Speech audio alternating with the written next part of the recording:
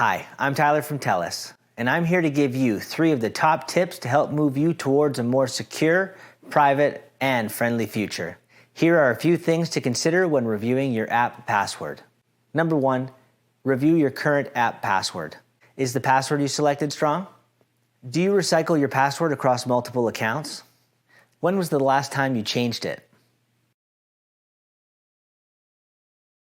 If your password is weak, recycled, or has not been changed in a while, this could compromise your account.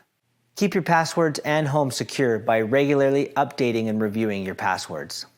Number 2, review the users who have access to your account and remove those who no longer need access. Here are a couple questions to consider when reviewing the users on your account. Has anyone recently moved out? Have you changed cleaners, babysitters, or any other service where you created a secondary user account?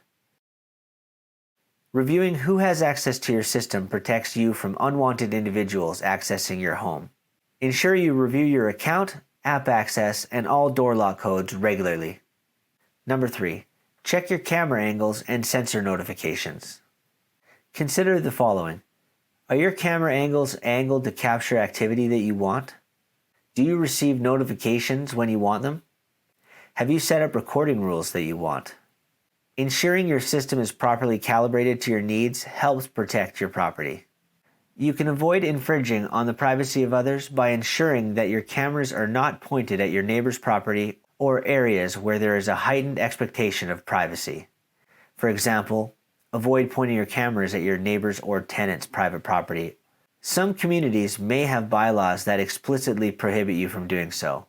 For example, a strata-managed complex that doesn't allow any cameras at all. If you have any more questions, be sure to check out the TELUS SmartHome Privacy FAQs at the website below. I'm Tyler. Hope that helps, and thanks for watching.